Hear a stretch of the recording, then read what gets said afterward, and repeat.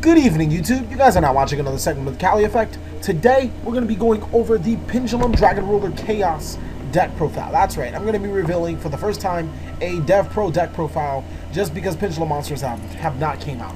I'm actually looking for somebody to make orcas of the Pendulum monster so I can just start playing Pendulums in real life. Why? Because I might as well just get prepared. So let's just go over the regular deck profile. I'm going to be running one copy of Flameville Guard, one Red Eyes Darkness Metal, all four of the Dragon's Rulers, which include Blaster, Tidal, Tempest, and Redox, 3 copies of Odd Eyes, 3 copies of Light Pulsar Dragon, 2 copies of Dark Flare, Magician, 3 copies of Magician of Astronomy, 2 copies of Raiden, 3 Lila, 2 Wyvern, 2 Magician of Chronomancy, 2 Card Trooper, 3 Raika. Now that's going to sum up monsters. Pretty huge monster base, and there is not a single trap in here. Not really needed when we're summoning a whole bunch of big attack monsters on the field.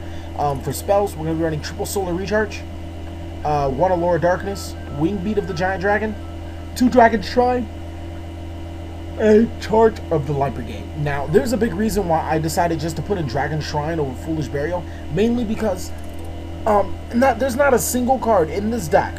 I repeat, there's not a single card in this deck that is not a dragon that I would want to Foolish.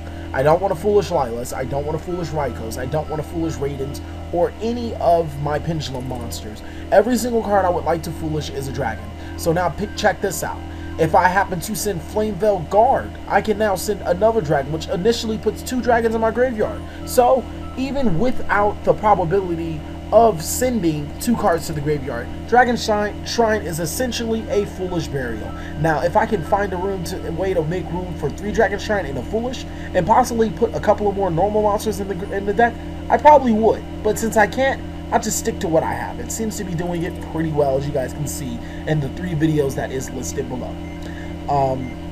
Wing Beat of the Dragon and Allure of Darkness are 2 new additions to the deck.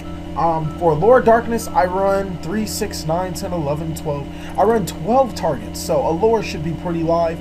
And Wing Beak of the Dragon, I just got really tired of seeing the opponent play back row, or seeing the opponent have Pendulum cards in their zone and me not having it. So I was just like, you know what, forget it. Wing Beat of the Giant Dragon, we're just going to Heavy Storm him and go about our way.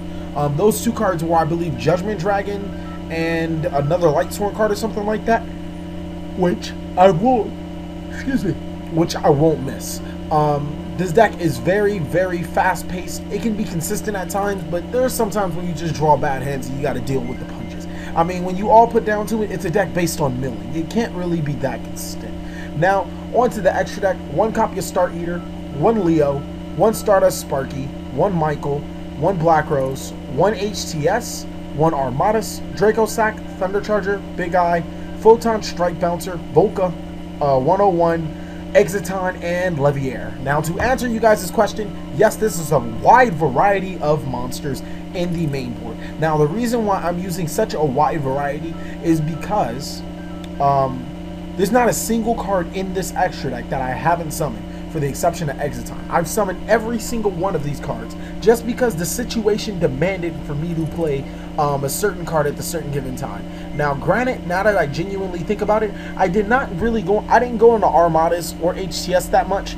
I also didn't really go into Leviair as much. But when I summoned the Leviair itself, I needed it. These 2 are more win more cards, so you necessarily don't need those cards. Feel free to take them out and put them in whatever you need to. I just wanted to be prepared for any given situation, which, as you guys can see, this deck is pretty much prepared for any given situation. It's a very fun tier 2 like deck to play. And if you guys just want something fun to mess around with, I really urge it. If you guys want to see me probably play this deck in the future, at least 15 likes. But other than that, thank you guys for watching another segment of the TheCaliEffect. Please like, comment, subscribe. Most of all, enjoy.